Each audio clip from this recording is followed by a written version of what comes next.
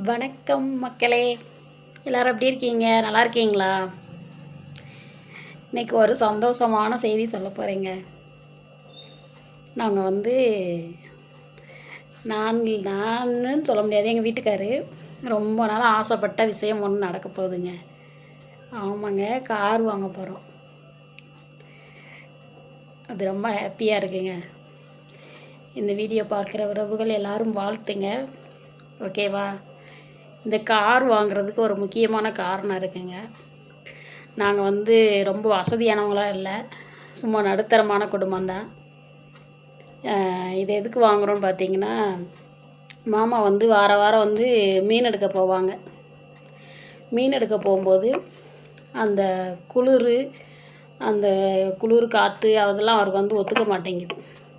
இப்போ சனிக்கிழமை நைட்டு மீன் எடுக்க போயிட்டு வந்துட்டாங்க. ஞாயிற்றுக்கிழமை நாங்கள் மீன் கடை போடுவோம். போட்டுட்டு திங்கக்கிழமை பார்த்திங்கன்னா மேக்ஸிமம் திங்கள் செவ்வாயில் போய் ஆஸ்பத்திரியில் போய் ஊசி போட போயிடுவாங்க. அவருக்கு வந்து அந்த இழப்பு மாதிரி வந்துடும்.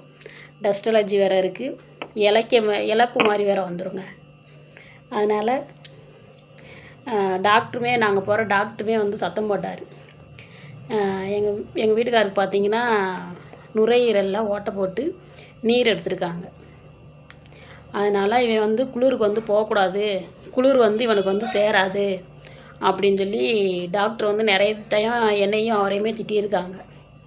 நீ காசை பார்க்காதடா, காசை பார்த்துட்டு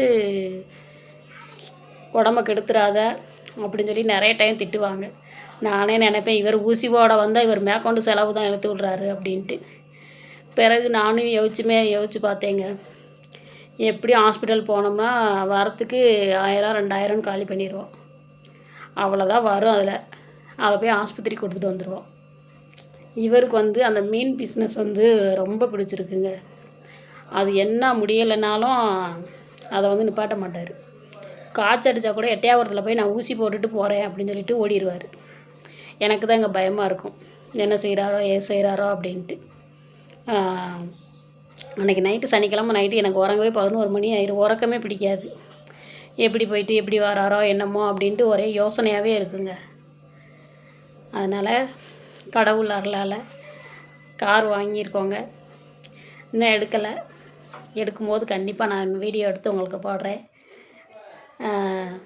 சில உறவுகள் வந்து இவங்களுக்கெல்லாம் இது தேவையா அப்படின்னு வயிற்றுச்சல் பட்டு திட்டினாலும் திட்டட்டும், என்ன வாழ்த்துற உறவுகள் வாழ்த்தட்டும், ஓகேவா?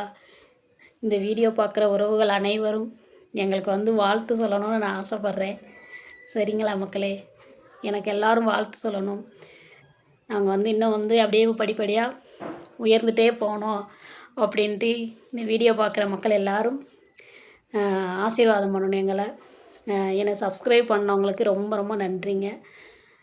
1409 பேர் வந்துட்டாங்க சப்ஸ்கிரைப் பண்ணவங்க. இந்த வீடியோ பார்க்குற அனைத்து உள்ளங்களுக்கும் ரொம்ப நன்றிங்க.